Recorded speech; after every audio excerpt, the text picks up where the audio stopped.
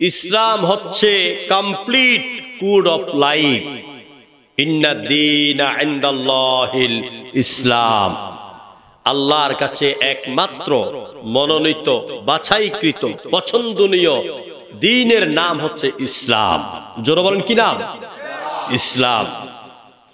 এই ইসলামের বিরুদ্ধে যেই ব্যক্তি যত মিয়া সাহেব হন, যত ডক্টর হন, ডাক্তার হন, নেতা হন, যত রাজনীতিবিদ হন, বিশ্বজোড়া নেতা হন, ইসলামের বিরুদ্ধে যে কোমরে গামছা বেঁধে নেমেছে, আল্লাহ রাব্বুল আলামিন তাকে এই জমিন থেকে, সম্মানের আসন থেকে ধূলিসাৎ করে দিয়েছেন। কথাগণ ঠিক কিনা? আপনারা জানেন, আমি আপনাদেরকে ইসলামের কথা বুঝাতে গিয়ে আমি এই ব্যক্তির নাম নিচ্ছি, যাকে সহজে আপনারা চিনবেন, যদিও আমি ব্যঙ্গাত্মক ভাবে বলতে চাই না, ডাক্তার মুরাদ সাহেব, কিন্তু টাকলা মুরাদ বললে ওরে সবাই চিনে। চিল্লাই গো ঠিক কিনা? ও কি বলেছে? ও বলেছে বাংলাদেশের স্বাধীনতার সাথে ইসলামের কোনো সম্পর্ক নাই।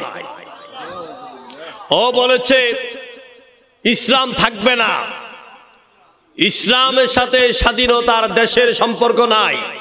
আল্লাহ রাব্বুল আলামিন বুঝিয়ে দিলেন ইসলামের সাথে যেই স্বাধীনতার সম্পর্ক নাই, ইসলামের সাথে যে বক্তার বক্তব্যের সম্পর্ক নাই, ওকে আমি আল্লাহ পাক জনতা থেকে, জনগণ থেকে চিরদিনের জন্য বিচ্ছিন্ন করে দিলাম। এই নির্বাচনে জিতেছে জনগণ, তাকে থুতু নিক্ষেপ করেছে। এটা আল্লাহর গজব। এটা কার গজব? প্রিয় বন্ধুগণ, ইসলাম নিয়ে আরেক নর্তকী শিল্পী সংসদে গান গেয়েছিল, আলেমদের বিরুদ্ধে কথা বলেছিল। উনি বুখারী শরীফ, মুসলিম শরীফ সব পড়ে ফেলেছেন। ইসলামের বিরুদ্ধে যেই না গেল, তার মানিকগঞ্জের আসন থেকে জনগণ তাকে বিচ্ছিন্ন করে দিল। আবু জাহেল ইসলামের বিপক্ষে চলে গিয়েছিল। আজকে আবু জাহেলের বাড়ি হলো বিশাল টয়লেট, পায়খানা। এখান থেকে শিক্ষা গ্রহণ করো।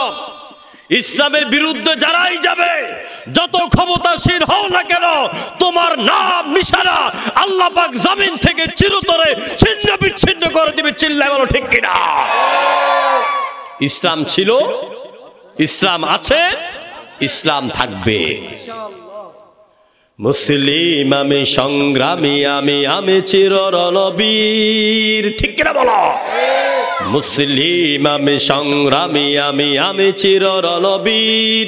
আল্লাহ কি ছাড়া কাউকে করি না ভয়, বলো নারায়ে তাকবীর, নারায়ে তাকবীর। আল্লাহু আকবার।